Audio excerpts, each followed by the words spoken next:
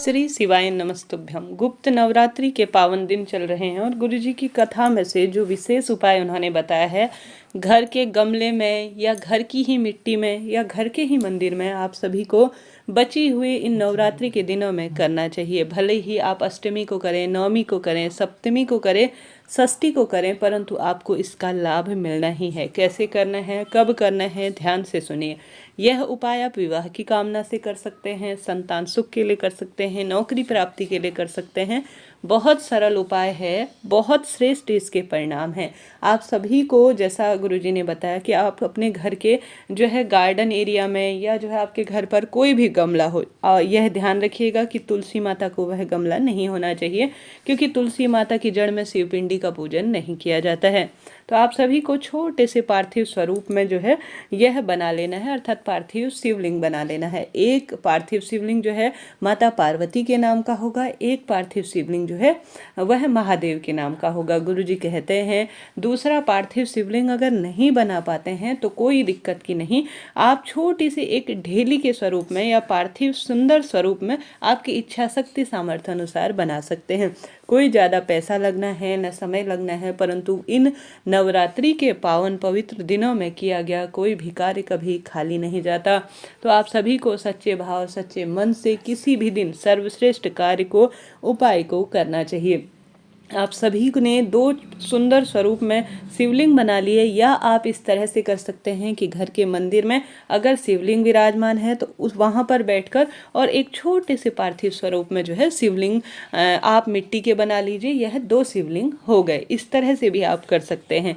अब आप सभी पूजा करने के लिए पूर्व या उत्तर दिशा की ओर बैठ जाएं और आपको पूजा सामग्री जो है 9 लाल फूल लेने हैं और 5 सफ़ेद फूल लेने हैं। ठीक है, नोट करते हुए चलिएगा। 9 लाल फूल लेने हैं, 5 जो है सफ़ेद फूल। 9 लाल फूल अपने आप में विशेष होते हैं और 5 सफ़ेद फूल अपने आप में विशेष होते हैं। ऐसे में आप सभी अगर करना चाहें तो देखिए, गुरुजी तो साधारण सरल तरीके से बताते हैं, परंतु आप जानते होंगे 9 लाल फूल माता रानी को समर्पित होते हैं, जो कि माता रानी को बहुत अधिक प्रिय होते हैं। सफ़ेद फूल महादेव को समर्पित होते हैं, जो अपने आप में अद्भुत होते हैं। तो आप सभी को क्या करना है कि अपनी मनौती बोलें। सबसे पहले आप प्रयत्न करें, पूर्ण रूप से उसका पूजन करें। देखिए, सबसे पहले फूल ही चढ़ा देंगे तो वह ज़्यादा सही नहीं माना जाएगा। कोई भी पूजा हम करते हैं, किसी भी स्वरूप में पूजन करते हैं, तो आप सभी जानते होंगे सबसे पहले हम पार्थिव शिवलिंग पूजन करते हैं। तो माता गौरा ने भी महादेव को सुंदर स्वरूप में किया था। और साथ ही आप जानते होंगे आपके घर पर पंडित जी भी आते हैं, तो शिव पूजा हमेशा सबसे पहले एक गोल बाती का घी का दीपक लगाकर और साथ ही सबसे पहले महादेव को जलाभिषेक किया जाता है। भले ही कोई भी उपाय हो, अगर जलाभिषेक करते हैं ना तो वह महादेव को सबसे अधिक प्रिय होता है और महादेव इससे प्रसन्न भी होते हैं। तो सबसे पहले आपको शिवपिंडी पर जल का अभिषेक करना है। उसके बाद आपको जो है संभव हो तो पंचामृत का भी अभिषेक करें, क्योंकि घर में ही है, कहीं जाना तो है नहीं। साधारण सरल तरीके से बहुत प्रेम पूर्वक सुंदर भाव से सुंदर स्वरूप में श्री शिवाय नमस्तुभ्यम इस मंत्र का जाप करें। और सरलतम तरीके से आप सभी जो है शिवपिंडी पर संभव हो तो पंचामृत का भी अभिषेक कराएं। पंचामृत का अभिषेक करा लिया, फिर साफ स्वच्छ जल का लोटा आप सभी समर्पित कर दीजिए। संभव हो तो आप सभी पूर्ण समर्पण की भावना से, जो आपने इतने सुंदर भाव से माँ पार्वती के नाम का एक पार्थिव शिवलिंग और एक महादेव का जो है पार्थिव शिवलिंग बना रखा है, उसमें चंदन भी लगाएं, सुंदर भाव से अक्षत भी समर्पित करें, बेलपत्र भी समर्पित करें। कहने का अर्थ है पूर्ण जो है आप इतनी मेहनत कर ही रहे हैं, तो आप सभी पूर्ण सिद्धता के साथ पूर्ण समर्पण की भावना से बेलपत्र, आंक, धतूरा, अक्षत, भस्म और जो भी आपके पास शिव पूजा की सामग्री है, आप सभी को प्रयत्न करना है वह सभी चीज़ें आप शिवलिंग पर पूर्ण रूप से समर्पित करें। अब बारी आती है पुष्प समर्पित करने की। तो पुष्प का आप ध्यान रखिएगा कि पुष्प पूर्ण रूप से होना चाहिए। सफ़ेद फूल में केतकी का फूल ना हो, कभी भी महादेव को समर्पित नहीं होता, इस बात का ध्यान रखिए। और लाल फूल भी बहुत सुंदर खिले हुए स्वरूप में होना चाहिए। अब माता गौरा का जो आपने जो शिवपिंडी स्वरूप में मान रखा है, उसमें आप प्रयत्न करें लाल रंग के 9 फूल आप समर्पित कर पाएँ। साथ ही जो 5 सफ़ेद फूल हैं वह महादेव को समर्पित करते हैं तो ज़्यादा श्रेष्ठ फलों की आपको प्राप्ति होती है। तो इस तरह से आपको यह 9 फूल 5 सफ़ेद फूल का सुंदर उपाय गुप्त नवरात्रि के बचे हुए किसी भी दिन में करना है। भाग्य प्रबल होगा, दुख दरिद्रता का नाश होगा, कष्ट संकट पीड़ा पूर्ण रूप से खत्म होगी।